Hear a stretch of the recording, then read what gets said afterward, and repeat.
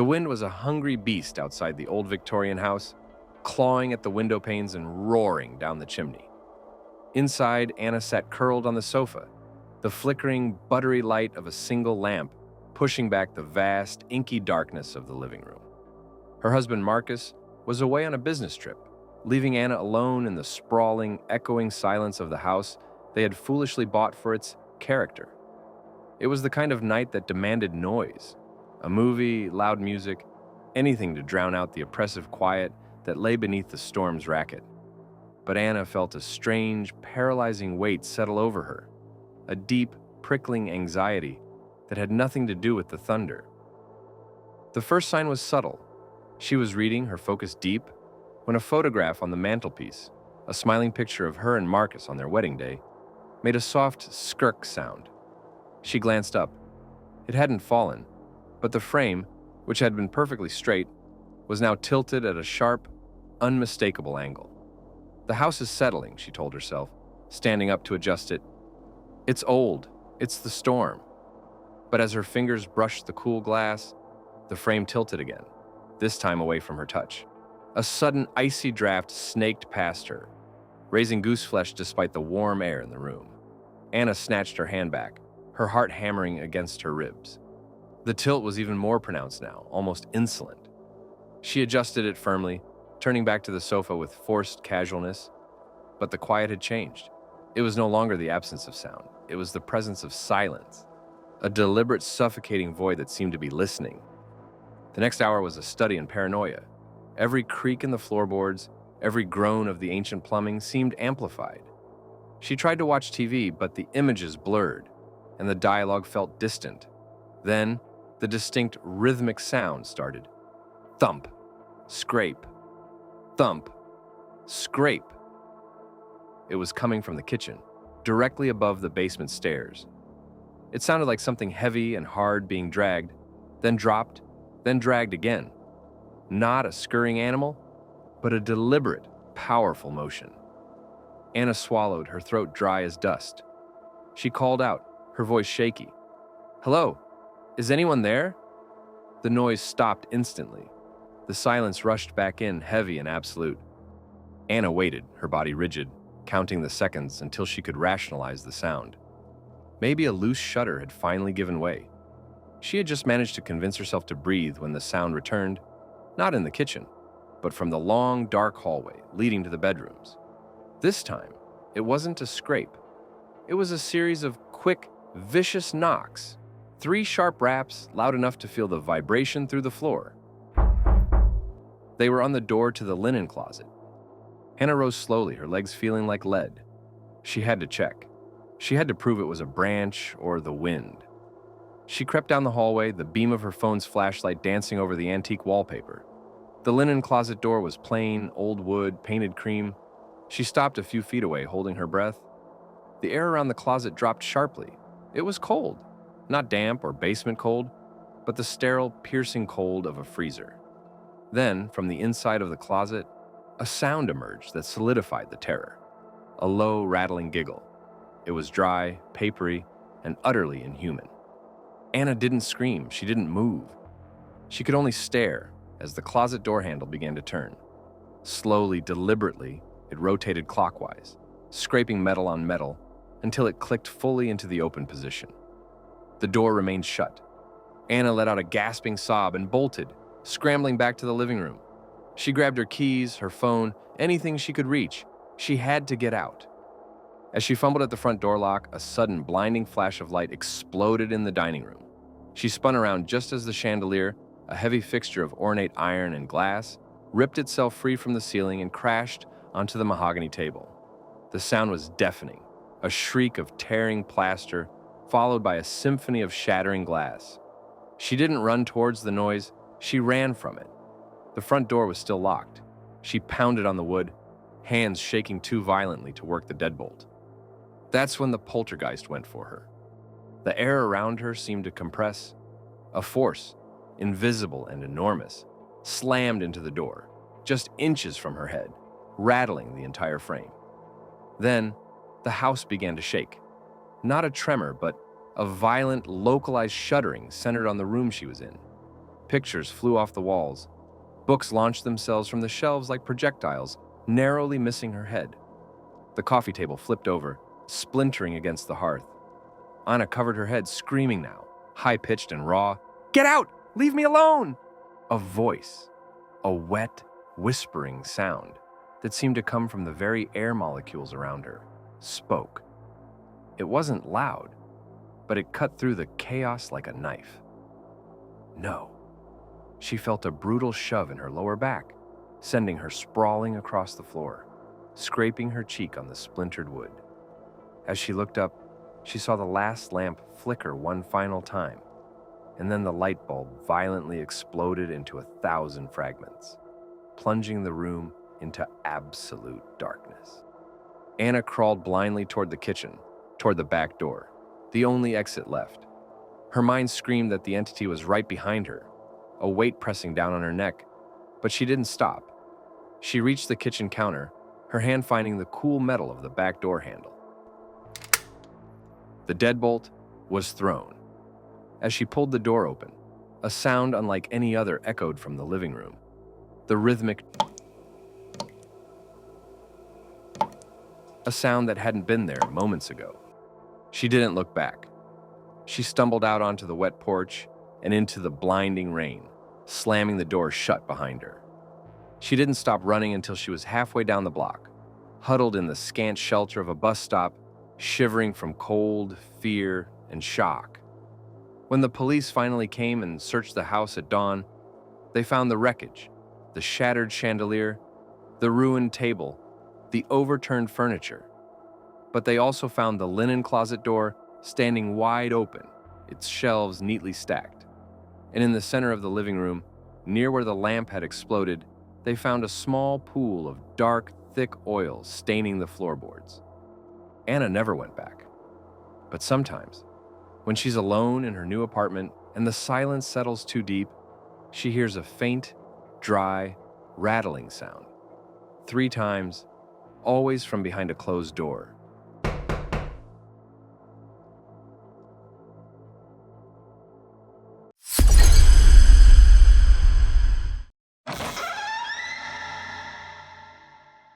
The heavy silence was the first thing that Kenneth noticed. It wasn't a peaceful quiet, but a vast, consuming vacuum left behind by noise. The air still vibrated faintly with the memory of the minivan door slamming, his wife Sarah's final hurried instructions, and the kids' usual chaotic shouts of, "Bye, Dad." Kenneth had waved them off with genuine relief. A week alone.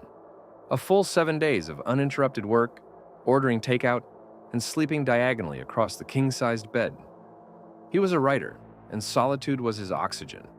They were headed to a crowded beach rental. He was staying in their spacious 4-bedroom home in the quiet suburbs. It was a trade-off he'd gladly made. On the first day, the silence was luxurious. He worked late, watched a terrible movie, and felt perfectly at ease. The second day, the silence changed. It started subtly, as these things always do. He was microwaving leftovers when he heard a thump from the second floor. It was too heavy to be the settling of the house and too distinct to be the wind. He paused the microwave, straining to listen. Nothing. "Must be the pipes," he muttered, picking up his fork. Later that evening, the same sound returned. He was in the den, and this time, the thump was followed by what sounded exactly like a low, deliberate drag.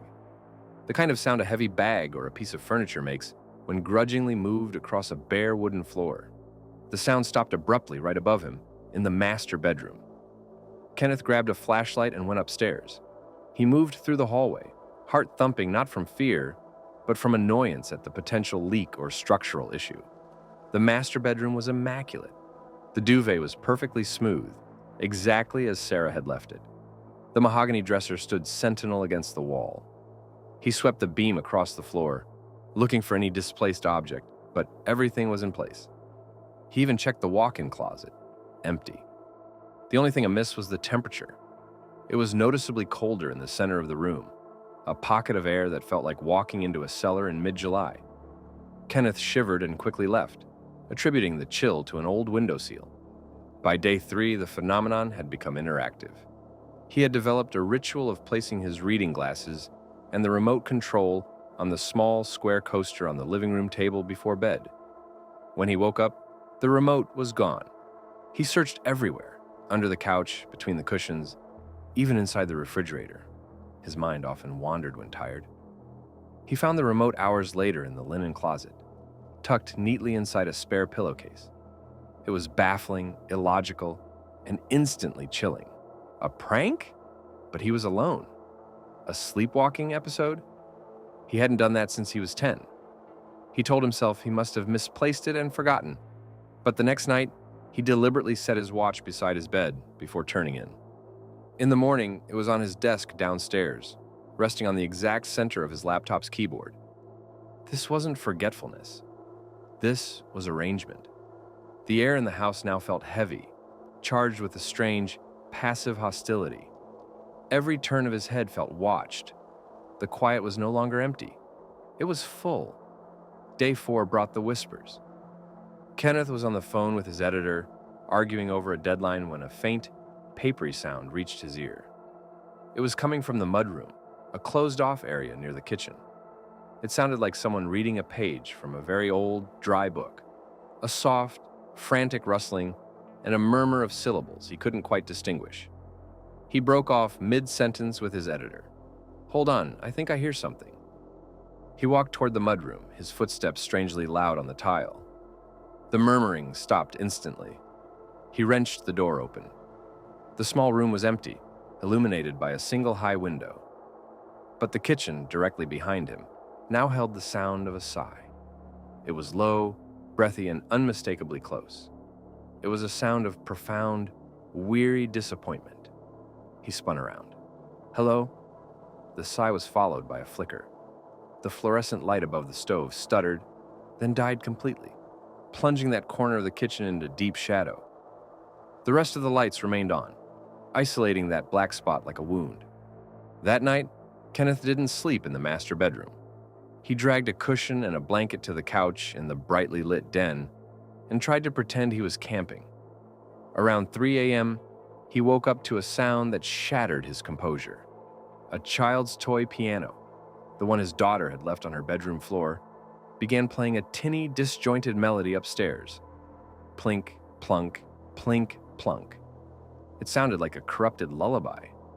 He didn't move. He didn't breathe. He just listened to the broken music until it trailed off, leaving the silence ringing in his ears. Day 5 was the day Kenneth realized it wasn't a game. It was a threat. He was sitting at the dining table trying to work when a loud, scraping crunch came from the hallway. He jumped up, knocking his chair backward. He saw the family portrait, a large, heavy-framed photo of Sarah, the children, and him smiling on a beach vacation 2 years ago. It had been hanging securely on the wall for years. Now it was lying face down on the hardwood floor. As he watched, a dark, muddy liquid, the color of old swamp water, began to seep out from under the frame. He walked closer, repulsed, and carefully flipped the frame over.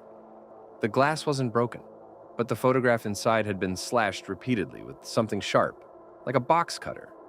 All of their faces were marred, rendered unrecognizable by deep, violent scoring. The muddy liquid was not on the photo, but on the back wall where the painting had hung, and it dripped slowly onto the floor.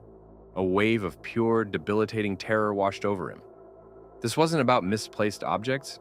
It was personal. He tried to call Sarah. Her phone went straight to voicemail. The remote beach location had notoriously bad service. He tried to call his neighbor, but his hands were shaking too badly to dial. Suddenly, the heavy mahogany hutch across the room began to vibrate. The ceramic plates inside rattled violently, a noise so shrill it hurt his ears. He backed away, stumbling into the kitchen. As he reached the kitchen island, every single cabinet door in the room, high and low, flew open simultaneously, slamming against the walls with incredible force. The noise was deafening, a chorus of wooden thunder. He stood frozen, watching as cutlery rattled, and a small framed wedding photo on the windowsill lifted straight into the air, hung suspended for a sickening second, and then dropped, shattering the glass. The cabinet doors began to slam shut one by one, moving faster than any human could manage. until the kitchen looked like a monstrous mouth chomping down in rage. The last door to slam was the door to the pantry.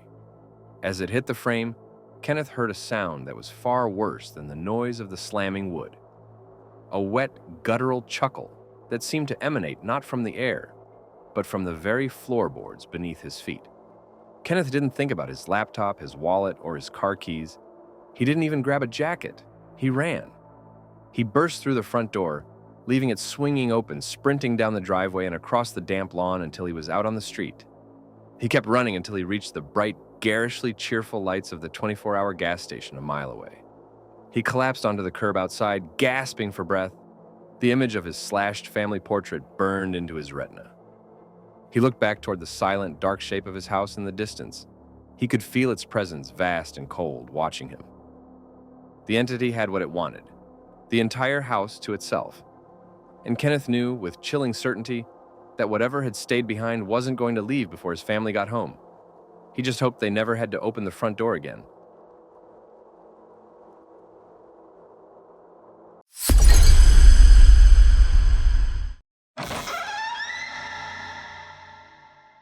The silence of the house was, in itself, a weight.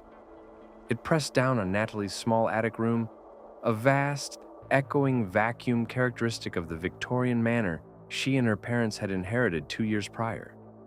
It was a silence she usually appreciated, a perfect, velvety blanket for her late-night study sessions. Tonight, the quiet was absolute.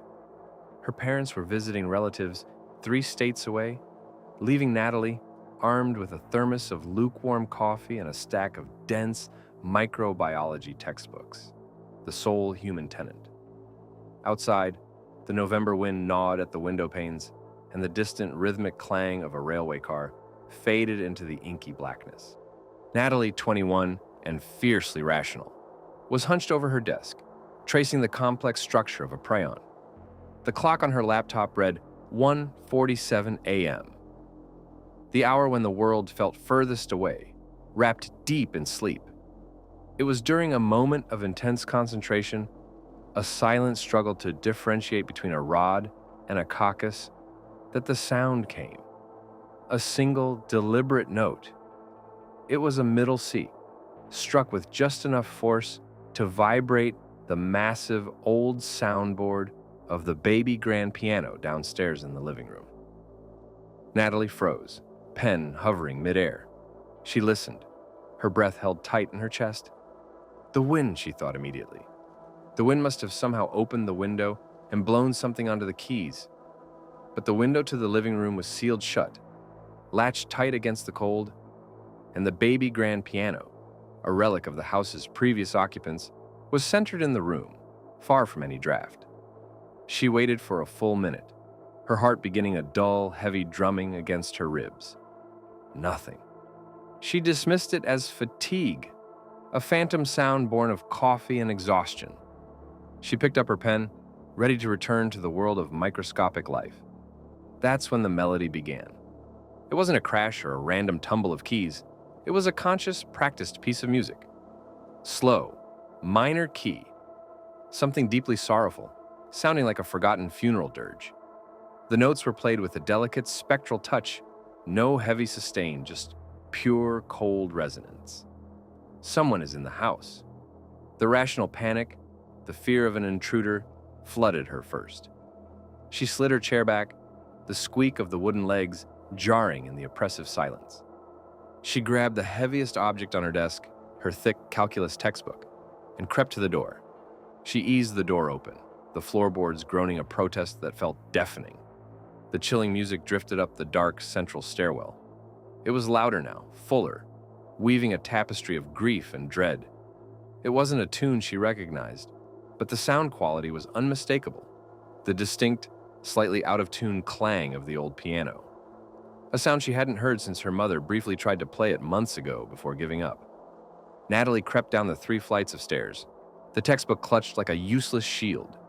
The lower she went, the colder the air became, carrying the faint, metallic scent of ozone and dust. She reached the ground floor landing, hidden by the turn of the staircase banister.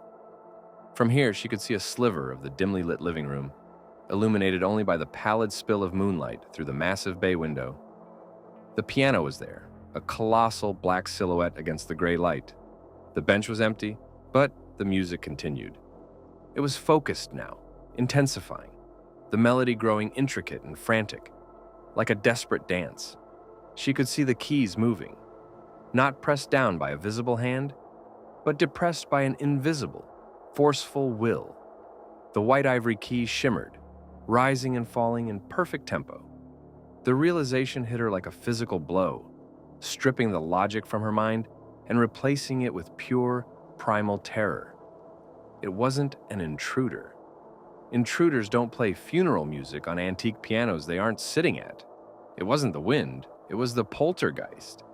The house had always been heavy, but this was the first time an entity had manifested with such deliberate, artful malice. As if sensing her presence, the music suddenly stopped. The final chord hung in the air, a discordant, jarring cluster of notes, then faded into the cold silence. Natalie's heart hammered a rhythm faster than the one that had just ceased. She flattened herself against the cold wallpaper, every muscle locked. A sound followed, but not from the piano. It was a dry, rasping sound, emanating from the corner of the room near the old fireplace. It was the sound of something dragging itself across the wooden floor. She risked a glance. A small, velvet-covered piano stool, which had been neatly tucked away by the fireplace, was moving.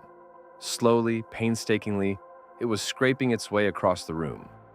It dragged itself past the empty piano bench, past the main body of the instrument, and came to a stop directly in front of Natalie's line of sight, right where a player would sit.